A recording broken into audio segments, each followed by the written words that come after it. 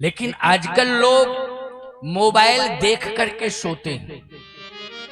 ये mobile phone ये सबसे खतरनाक नशा, इससे बड़ा नशा दुनिया में कोई दूसरा नहीं लग रहा है प्यारे। ये खतरनाक नशा है। मैं आपको एक बात बताऊं, ये मोबाइल इतना खतरनाक नशा हो गया है कि आज लोग दिन हो और चाहे रात हो, लेकिन मोबाइल नहीं छोड़ पा रहे। अच्छा एक बात बताओ, मोबाइल फोन अगर थोड़ा सा 2-4-5 मिनट के लिए कहीं नजर से ओझल हो जाए, कहां गया कहां गया, यही तो था, कहां गया कहां गया, यही तो था।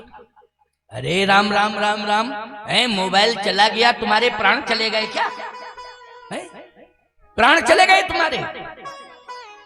खबरदार, ये आवश्यकता की चीज है, आवश्यकता का यंत्र है।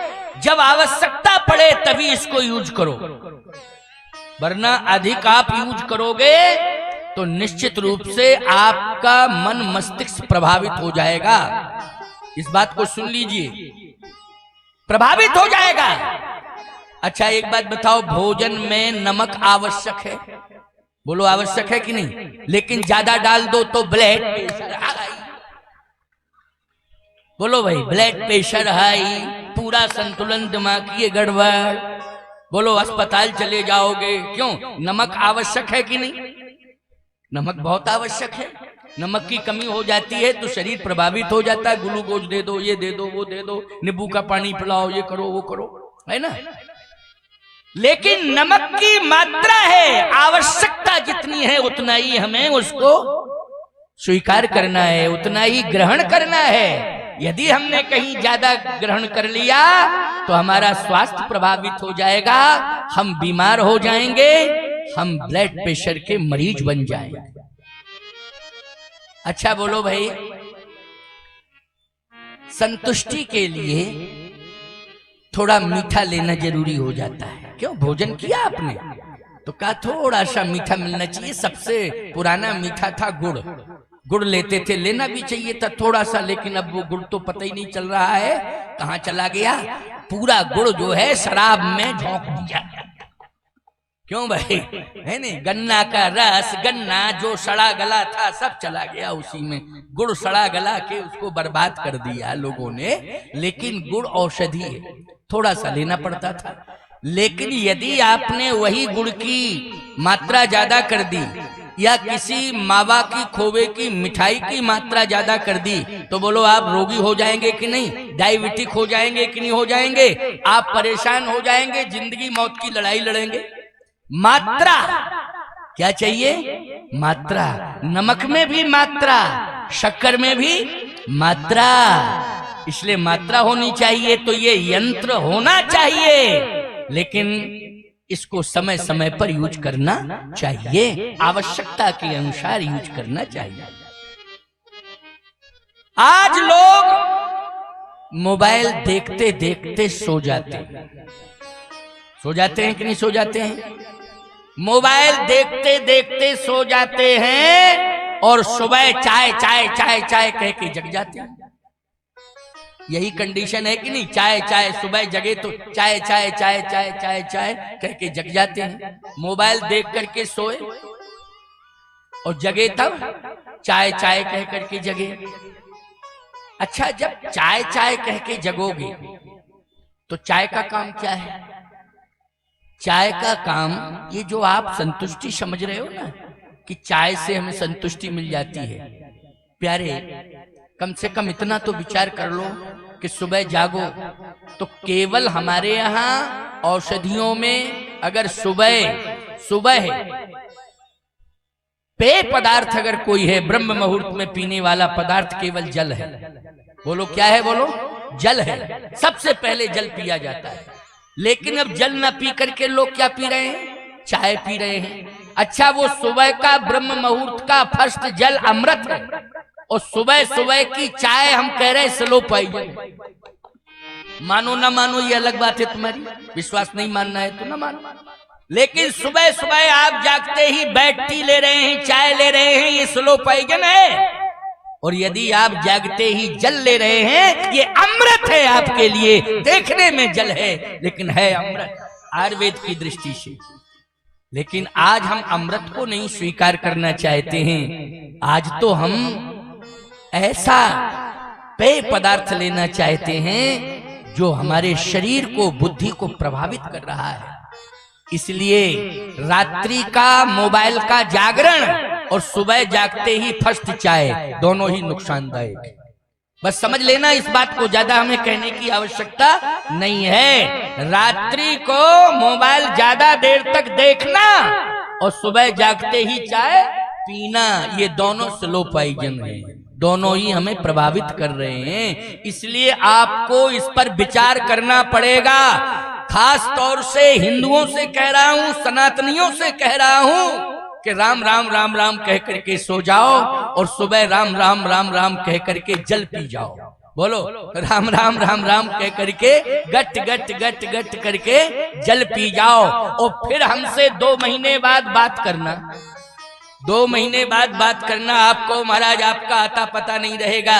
ये सोशल मीडिया में बोलो प्रतिदिन का कार्यक्रम चलता है ना, जगत गुरु राम स्वरूपाचार्य यूट्यूब चैनल में, उसमें नीचे नंबर पड़ा हुआ है। ऐसा तो आज है नहीं कि हम चले जाएंगे तो पता नहीं लगेगा, पता लग जाएगा। तुरंत फोन से बात करना कि महाराज जी आपने ऐसा कहा था, उसमें कोई परिवर्तन नहीं हुआ, आप बात करना। हम उत्तर दे पाने के लायक हैं कि नहीं ये समय बताएगा, लेकिन बात तो मान लो। बात मानने में कोई दिक्कत नहीं है, बहुत अच्छी बात बता रहा हूं। तो आज राम के नाम से हम जुड़े। दूसरा भाव हमारा एक और है राम के नाम का, क्या कि कोई मिल जाए तो तुरंत देखते ही कहो राम राम कैसे हैं आप, बस राम राम कैसे हैं आप। अगर कोई बड़ा है तो सिर झुका करके प्रणाम भी कर लो और कहो कैसे हैं आप, राम जी की कृपा से आप ठीक होंगे। तो आप भी कह दो हाँ राम जी की कृपा से हम ठीक हैं। यदि कोई छोटा है तब भी राम राम कर लो, राम राम कैसे हो बच्चा, ठीक हो, बोलो क्या दिक्कत की बात है राम राम करने में। लेकिन आजकल राम राम करने की परंपरा समाप्त होती जा रही है। पहले थी लेकिन अब समाप्त होती जा रही है। अब क्या परंपरा रह गई है, अब राम राम की परंपरा नहीं। एक दूसरे से जब मिलते हैं तो कहते वाह वाह, क्यों ये परंपरा चालू हो गई, वाह वाह। क्या है इससे मिल क्या जाएगा। अच्छा एक बात बताओ, बुद्धि खराब, शब्द खराब, समय खराब, सब बेकार हो गया। वाह वाह राम राम कहो तो कुछ मिलेगा भी, और वाह वाह करने से कुछ मिलने वाला नहीं है।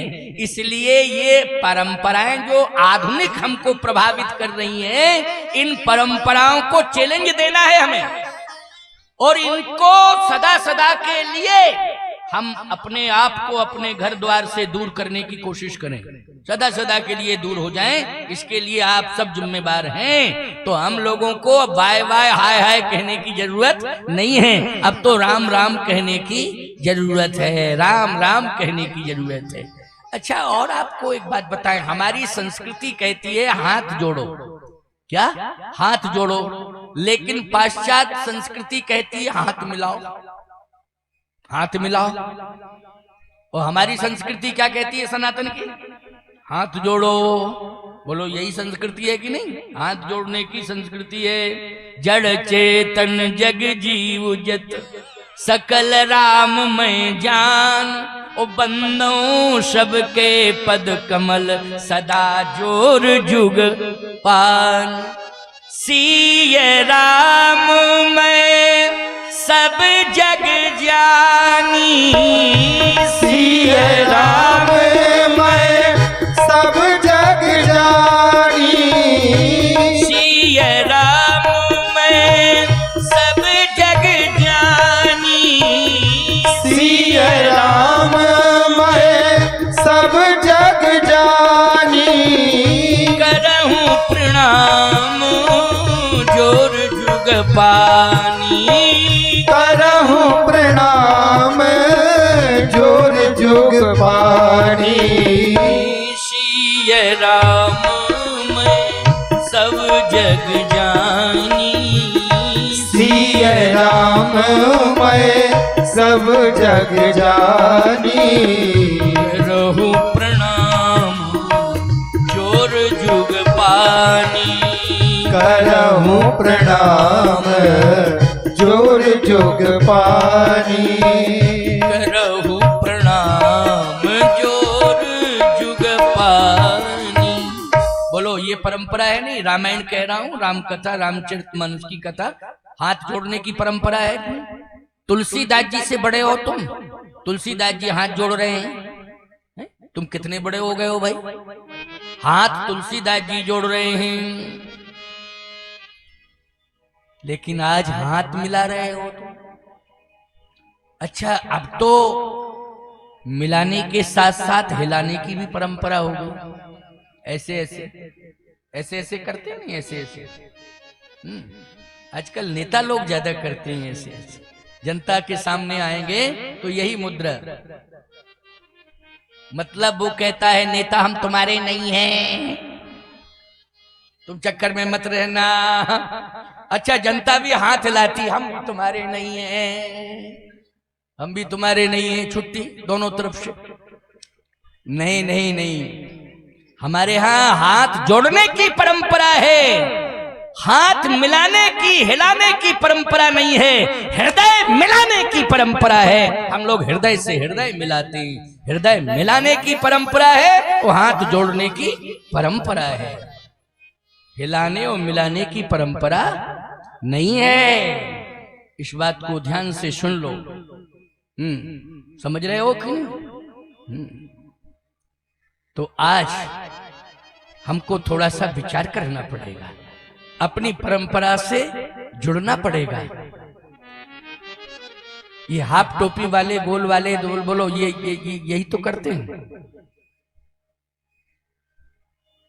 यही करते हैं कि नहीं करते? मुझे लगता है कि इन्होंने ये परंपरा डाल दी क्या। खबरदार, जो हमारी पुरखों की परंपरा है, हमारे शास्त्रों की परंपरा है, हमारे सनातन धर्म की परंपरा है, हमें उसी परंपरा को स्वीकार करना है, उसी पर चलना है। यही संकल्प हमें लेना है, ये संकल्प हमारा होना चाहिए। आज परेशान क्यों हो तुम? हमारे देवता नाराज हैं तुमसे, क्योंकि तुम देवताओं की परंपरा पर नहीं चल रहे हो, उनके बताए हुए मार्ग पर नहीं चल रहे हो, इसलिए नाराज हैं, इसलिए तुम परेशान हो। कहते हो महाराज परेशान क्यों हैं हम, क्या बात है, क्या बात? यही तो बात है। वो बात क्या है? अच्छा, हम परेशान क्यों नहीं है ये बताओ। क्या हम पत्थर के हैं? एक बात बताओ, पत्थर के इंसान हैं, धरती पर ही रहे हैं, धरती पर ही चल रहे हैं। जो तुम्हारा भोजन है वही हमारा भोजन है, समझ रहे हो कि नहीं? बस अंतर इतना है कि तुम्हारा राजनीतिक दल है, हमारा तुलसी दल है, बस अंतर इतना ही है। क्यों भाई? हमारा तुलसी दल है, हम तुलसी दल से प्रेम करते हैं, बस डिफरेंस केवल इतना ही है, बाकी तो सब इसी तरह से। लेकिन नहीं, हम इसलिए परेशान नहीं है क्योंकि देवताओं के, ग्रंथों के, संतों के, गुरुओं के बताए हुए मार्ग पर चल रहे हैं, मार्ग पर चल रहे हैं, इसलिए नहीं है परेशान, बिल्कुल नहीं है परेशान। इतनी यात्राएं कर रहे हैं, 18 घंटे लगातार चल के आए। अभी तुम लखनऊ चले जाओ, वापस आ जाओ तो याद रखना किसी से बात नहीं करोगे, हैं? पत्नी अगर पानी का गिलास लेके आएगी तो यही कहोगे दिमाग खराब मत करो, थक गए, ऐसी मुद्रा में बैठ जाओगे। बोलो भाई, पानी लेकर के आई बेचारी के, पानी पी लेंगे, लेकिन फिर भी तुमने कह दिया दिमाग खराब मत करो। केवल लखनऊ से लौटे, इतने में ही थक गए। और हम 365 दिन में यात्रा, मंच, लंच, यात्रा, यही हमारा 365 दिन का रिकॉर्ड है। लेकिन बोलो भाई, तुम्हें लग रहा है कि हम थके हुए हैं? जल्दी बताओ। अच्छा, लग रहा है कि थके हुए हैं? क्या पंडाल के ऊपर छलांग लगा जाऊं? तभी मानोगे। बिल्कुल पूर्ण रूप से प्रसन्न रहता हूं। क्यों? किसी भी देवता को नाराज नहीं करता। जो नियम बनाए हुए हैं उन्हीं पर चलता हूं। बिल्कुल कतई कोई समझौता नहीं होगा उसमें।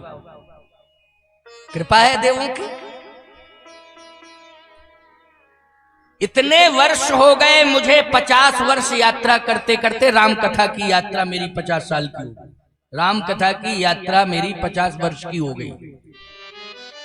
50 वर्ष की राम कथा की यात्रा हो गई। लेकिन 50 वर्ष की यात्रा में देवता इतने प्रसन्न है और हनुमान जी इतने प्रसन्न हैं कि कभी भी मेरा वाहन भी प्रभावित नहीं हुआ। शरीर की तो बात छोड़, वाहन भी प्रभावित नहीं हुआ, शरीर की बात छोड़िए। बोलो कृपा नहीं है तो क्या है? कृपा है। क्यों? हमने देवताओं को नाराज नहीं किया, उनके अनुसार चलते हैं, बताए हुए मार्ग पर चलते हैं। जो ग्रंथ में मर्यादा है उसका पालन करते हैं, जो सदगुरु ने हमें ज्ञान दिया है उसके अनुसार हम चलते हैं। और हमारे सबसे बड़े गुरुदेव अगर कोई हैं तो जय जय जय हनुमान गोसाई, कृपा करहु गुरुदेव की। नहीं, यही हमारे सबसे बड़े गुरु हनुमान जी। बस इन्हीं के मार्गदर्शन में रहता हूं, इन्हीं के बताए हुए नियमों का पालन करता हूं और इन्हीं का नाम लेकर के चल देता हूं। बोलो, कहीं कोई यात्रा प्रभावित नहीं। इसलिए तुम शिक्षा ले लो, हमसे ही अनुभव ले लो कि बताए हुए मार्ग पर चलो। गुरुओं ने बताए, ग्रंथों ने बताए हैं, तुम्हारे पुरखों ने तुम्हें बताए, उस पर चलो। देखो फिर क्या आनंद है, दिव्य आनंद। इसलिए पहले राम राम राम राम राम राम कहने की परंपरा से जुड़ जाओ, जुड़ जाओ आप। महाभारत में एक बहुत बड़ी सफलता मिली थी, बच्चे छोटे छोटे, उसमें श्री शब्द की बड़ी अच्छी महिमा बताई थी। पिता श्री, मातु श्री, भ्रातृ श्री, क्यों श्री? तो बच्चे भी श्री श्री लगाना शुरू कर दिए थे।